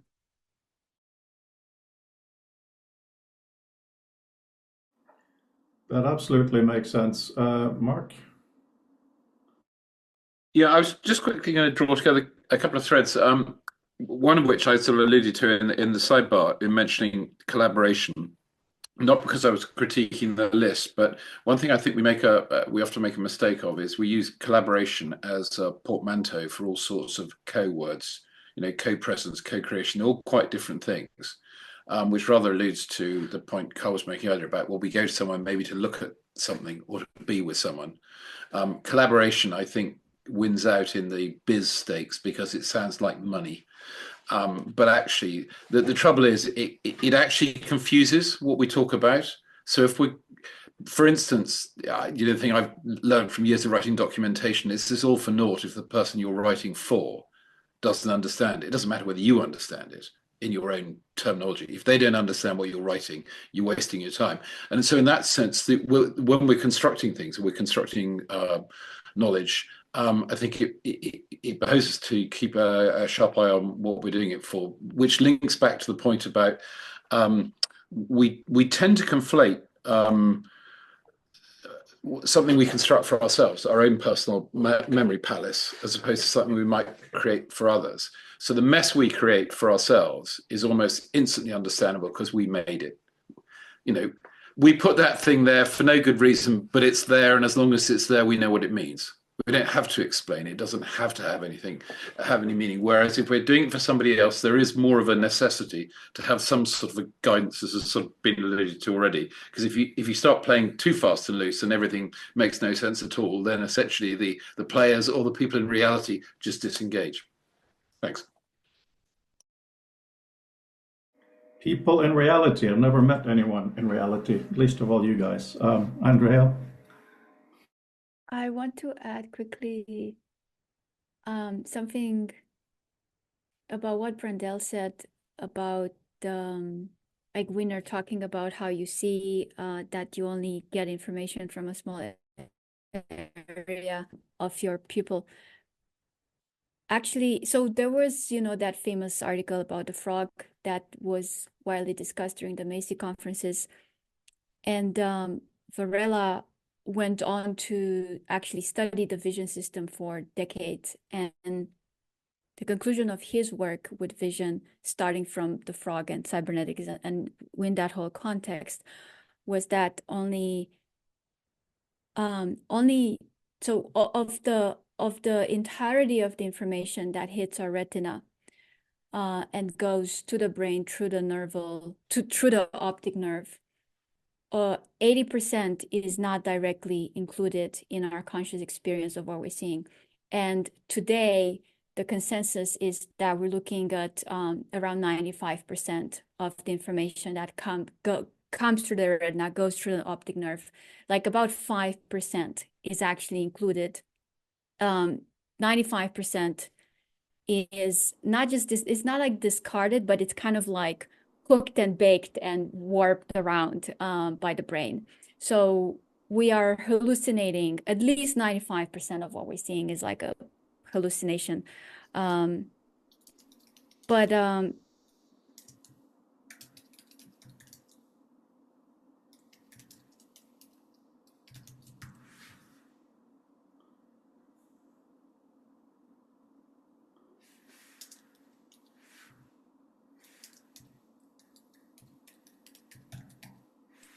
From a certain kind of discipline. So you can clearly hear, like Carl did state that what he was going to say comes from, like, we can use psychology and a few other things. So people like Carl are typically good at kind of stating where, like, what's the disciplinary lens of what they're saying. And I really appreciate that. But there's still like a general feel for me that we are in these so-called knowledge spaces, we are doing things. Like we know things and then we decide to do something with the things that we know. And the things I'm struggling with is that I'm not sure what you all mean by knowing things. I'm not sure. So let's say I know something. I know the coffee in this cup is cold. And I know a lot of other things. What exactly do I know? And then the other thing is, like, I decide to drink some more coffee. I decide to go here and there. There's a lot of assumptions about what we mean by those things. For me personally, my work builds upon embodied cognition and this idea that everything is in the environment. All the information resides in the environment, and our organism is part of that environment. So there isn't really a person that decides what to do or that knows things. It's all part of a system based on the environment of which we're a part of.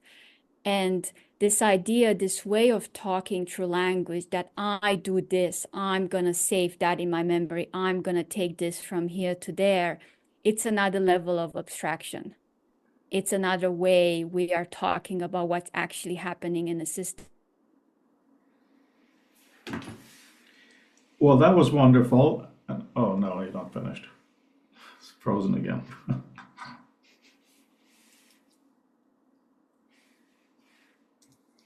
by a certain way of talking about what's going on, which is this first person, I'm doing this and that. And I want to gently suggest that maybe there are other ways backed up by other types of terminology from cognitive science and that other disciplines are working on building right now that might be slightly more productive in this context. Okay, you are not frozen, so I think I can speak. I didn't want to interrupt you again. I may have missed one or two words there, so if I say something silly, please just raise your hand and tell me. But in the tradition of Doug Engelbart and others, part of how we deal with the fact that everything is compressed visually going through into our brain is the notion of symbols. Doug talked about symbol manipulation, of course. I use the term text because it's a bit more normal in a way. And also Tor Nuvatranders and the user illusion talks about how that kind of compression happens. I think that maybe the notions of glossary and annotations can be very, very helpful here. When I say glossary, I mean a local definition. And when I say annotation, I just mean some imprint on others' work. And in the print world, these have very constrained meanings. But I'm wondering if we work on glossary connections a little bit, that might be helpful. And then a big hi to Ken, and would you like to say hello? Is she running away or does she want to say hello? Hello. Hello. Yeah, she says hello, kind of.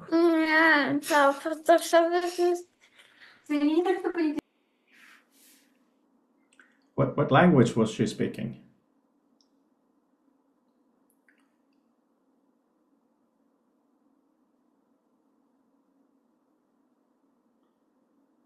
Sorry. I'm looking at Carl's question. You mean like how you can replace characters and hypertext links to whatever words you want, but the link still points to the same thing. I don't really believe in the notion of truth. I think truth is a very lazy concept. Not that you are referring to that, Carl, but the notion of pointing to the same thing. This is where the philosophy around spatial hypertext comes into it, because something that's kind of close to something is important. Also relates to what Peter was saying in the introduction, that we may have a citation for something, but not really, so we put it in the same mental area. So, Carl, you're saying sort of refine the look, feel of a widget.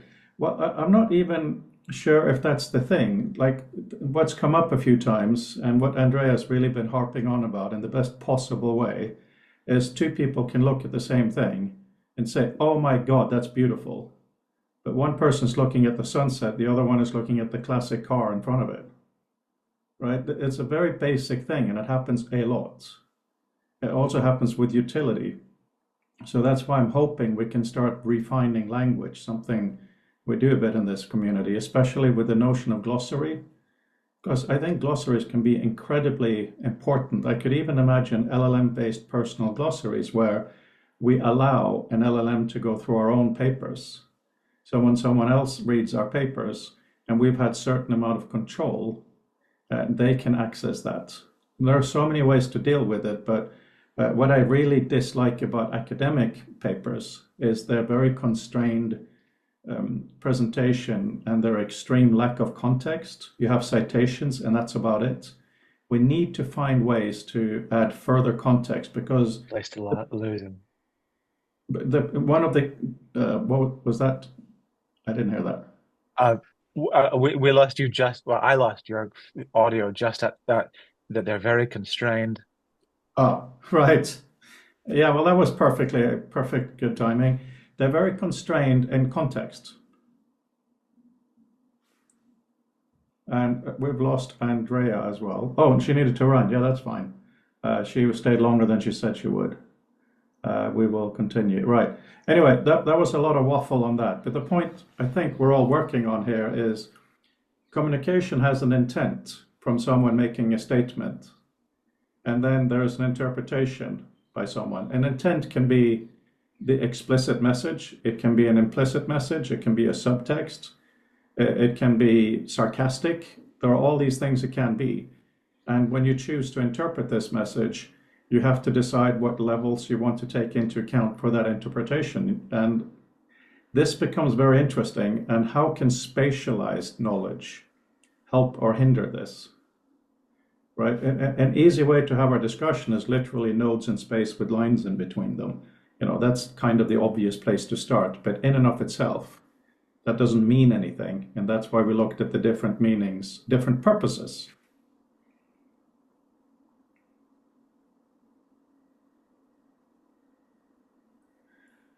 You're saying here, talking, Carl, in the chat about translation interpretation. Yes, I noticed that Ken's, that was your daughter, Ken, I assume, right? She was not speaking English, right?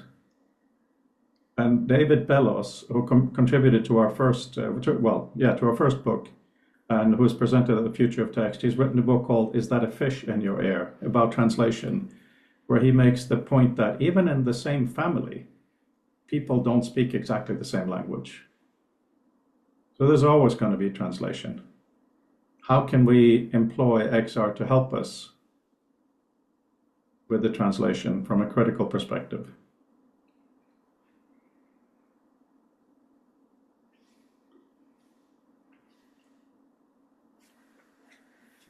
So I'm actually going to say, Jesse, are you actively here at this particular point? Because I have a question for you. Let's see if she has stepped out for a coffee or if she's here. But she was talking about doing more projects in this community, especially with students. So I was wondering if this might be a time to look a little bit about here. There you are. Hello, Jesse. Yeah. Sorry, it was the network is kind of unstable here. Great. I'm not the only one. That's good. So these discussions are great, and we will continue them. But I'm wondering, is there anything in the community that you think we should try to make a thing of, and what that might mean? I think you are the one that I can think of immediately, because I personally like your project of the visualization of the concept map. I think I have expressed this interest before, and it's kind of very related to my experience building my own Rome research graph. I think it is something quite interesting, and in terms of because I don't have much VR like this kind of space experience.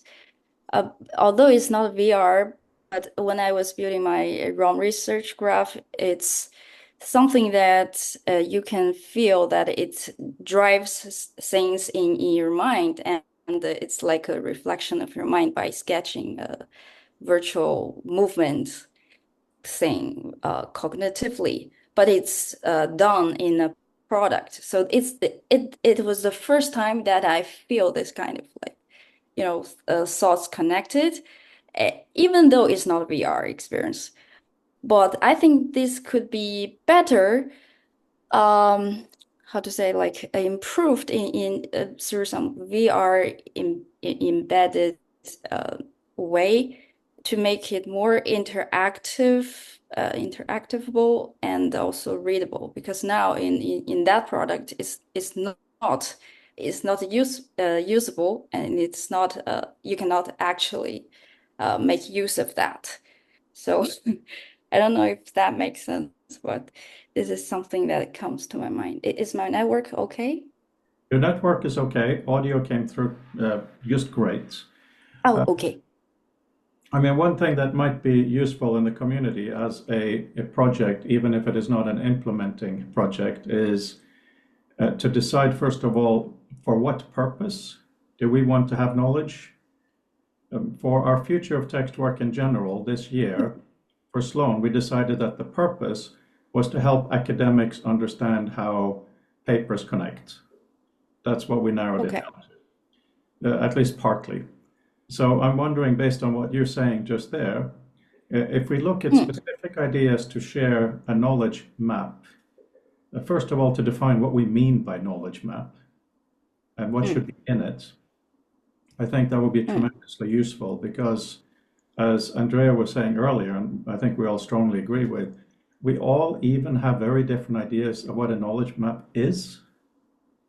So if those who are interested would write a piece on what they mean or sketch it, then we can try to figure out how to interconnect. Fabienne and Andrew and I are working on JSON, maybe Canvas JSON we're looking into, to figure out a way to move stuff about. And it's very simple on surface, and of course it gets extremely tricky with all the realities. But in addition to our general talk, it might be a good grounding system for different aspects of our research. I don't know what you guys all feel on something like that. I mean, let me put it this way as a sales pitch. Knowledge is multidimensional. XR is at minimum 4-dimensional, 3D plus time, right? Maybe 5-dimensional if you say a dimension is interactivity, just for fun. It's going to become ossified at some point. It's going to become owned by formats somehow. Because if I can't share my knowledge thing with you, it's not communication. Knowledge that can't move is not communication. That's really important. And let's not forget, the internet itself was graduate students. Right? We are not all graduate students, but we are a diverse group of people.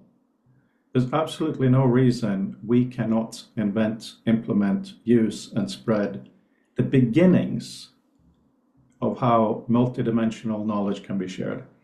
I really, with all due respect, Brandel, I really don't want Apple or Microsoft or Facebook to own the shape of knowledge. That has to come from us in multiple disagreements of what it even is. Mark is saying, I have doubts. Yeah, absolutely, Mark. Forget my terminology when I say knowledge map. All I mean is, and it's so important, the terminology, and I'll let you speak in a second. I see you're getting ready. All I mean is, at some point, most of us are going to wear headsets or have projectors, and knowledge will be placed in our working environment in 3D. We all agree that's likely to happen for at least part of our working time. So whatever that is called, I called it hyperspace in the paper, and then I decided that was a bit stupid.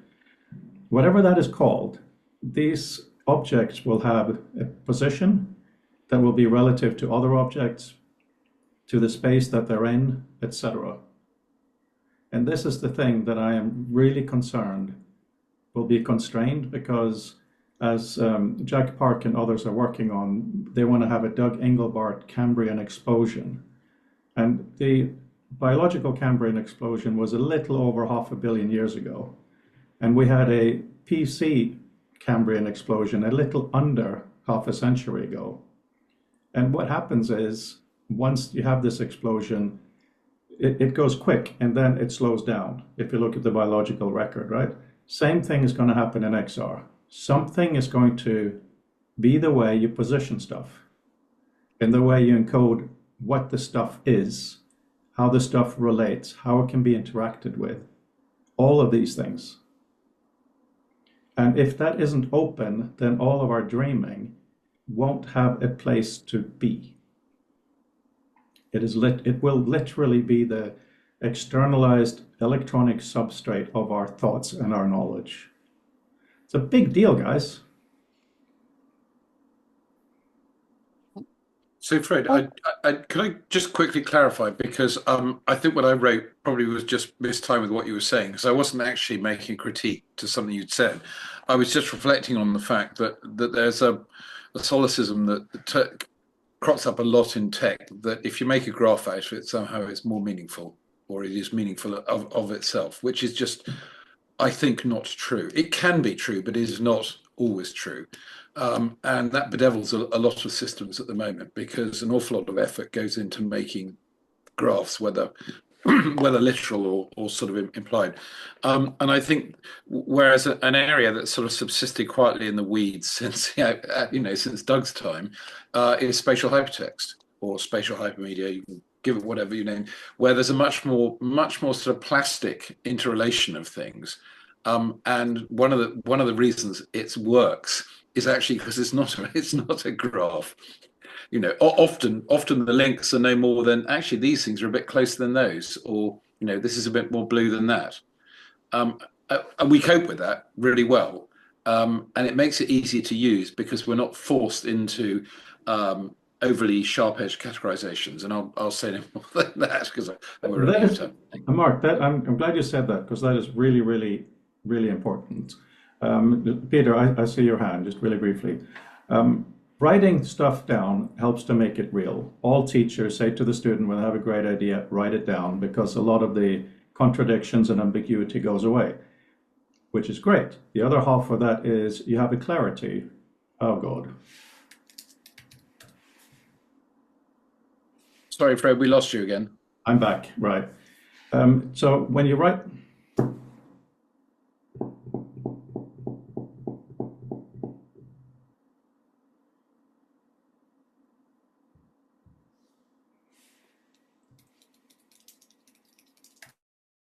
cyberspace where I could play with unfolding spaces and have really completely abstract data visualization. But then in the exact opposite direction, since I got the headset, and thank you again, Frode, for dragging me kicking and screaming into getting one.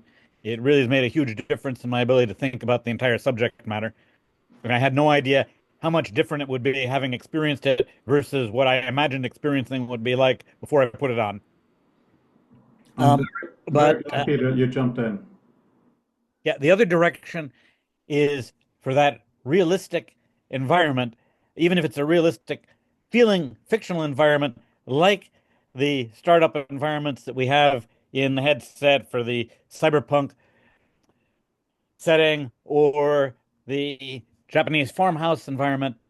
And I just sort of like wish that I could combine an external data feed with those environments so that the koi pond activity could be an actual function of what's happening in the real world. Say there's an earthquake somewhere, maybe have the koi fish become more agitated, and that would give me an ambient display while I'm looking at a visualization of some 2D text that I'm reading on a virtual computer monitor inside of the environment. So there's that hyper realistic, but being able to control the environment as a function of some data feeds versus the completely abstract environment of floating around in multidimensional spaces. Yeah, absolutely. Ambient information and different displays are really, really important. And in closing, please also, everyone else, feel free to say something in closing. But from my perspective, what I was trying to say earlier was agreeing with Mark that writing stuff down in a flat graph on paper or in 3D makes more structure than there is. So to find a way to encode fuzziness will be important.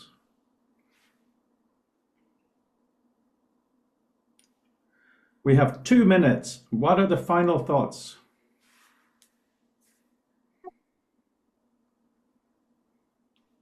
Oh, okay. So Go ahead, Jesse.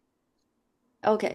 So I think we can also, because I'm a big fan of collective intelligence, this kind of concept.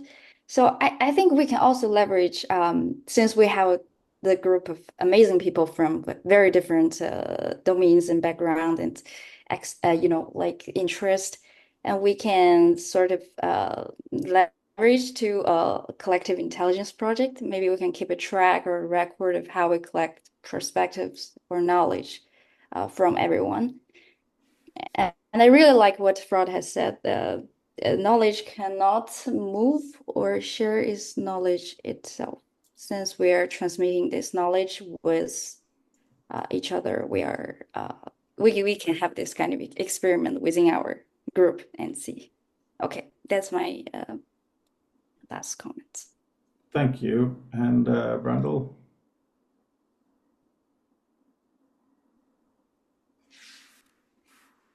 Brandel checking. Well, I wasn't sure if it was as truly relevant as I thought. No, I'll say it. I've been reading the first Future textbook over the last couple of weeks as a way to wind down, but also think about the things that I want to be thinking about. And one of the things that it made me realize is that text is the difference between sort of modern hypertext and classical dead tree or worse text and its intertextuality and hypertextuality is really actually only one in degree rather than kind. Everything that's referential has the expectation that people have the ability to kind of either consult it in their little brains or actually pull it out and look at it. And that it's only once we have programs and things that have the sort of material capability to actually change before our eyes that we could have had any expectation that materials could have done anything else, that they've always been cross-referential. And that was kind of a deflating to me because it made me realize that while it is an important capability, while the sort of these broader spatial things are novel and they're important insofar as they give rise to new opportunities, it's really more in terms of the mechanical and the facilitation aspect. But the good news is that gives us a much richer kind of pedigree of thinking to draw on in terms of the referentiality of text. And what are the sort of the necessary costs that would have had to be brought to bear against those sort of making more concrete those capacities for referentiability and stuff like that. So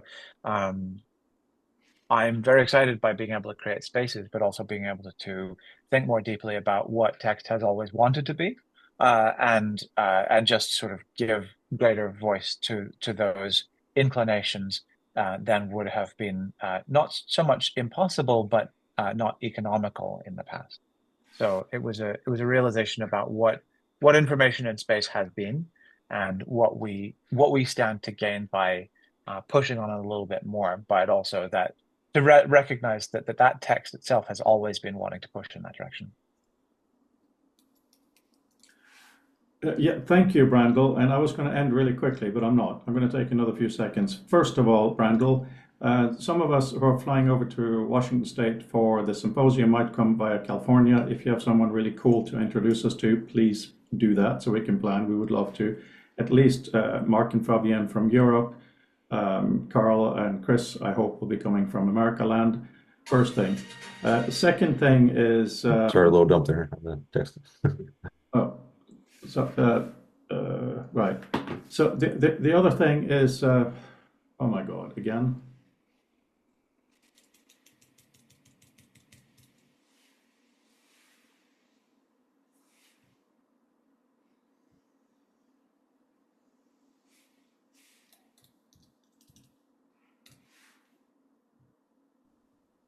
Oh, okay. Okay, you're back. So, please, based on Jesse's enthusiasm here, youthful student enthusiasm, please write stuff down. I keep saying it to the community, but that is whether you give me a PDF, an HTML link, or whatever it is, it's so great to be able to have a fully formed thought, even if it's just a paragraph. That's not on Twitter or Slack. And then what we will do later is put it into the book. Because the dream of the future of text is partly to be able to cite other articles in the future of text, right? It would be amazing for me to read an article in the future of text that says, this one on the other page is absolutely rubbish. Let me tell you why. That's a dialogue, and that's for the future, right? Of course, we're going to try to do an XR implementation of the book this year, or at least next year. But part of the idea is to have some kind of a student in 500 years' time thumbing through a paper version of the book and being inspired, right? This is not a just for now project. So that's that. And then really briefly also, we've started experimenting with notions of how to freeze text and how to have it interactive forever. And this is just a little comment to what Brendel was talking about. One of the ways I'm looking at is having the full markdown version. Oh, God.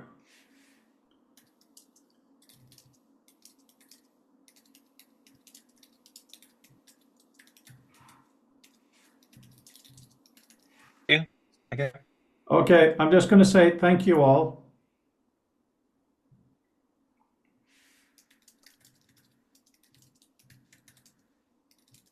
Well, 1 second, I'm typing in the chat.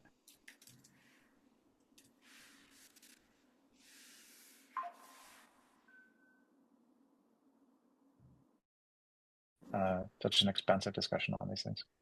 Okay, so it just remains to say thank you and goodbye for today. Yep, great session. Yeah, thank you. Appreciate it so much. We'll continue this on Monday. If you can, if you can be there, great. If not, we'll see what happens in the future.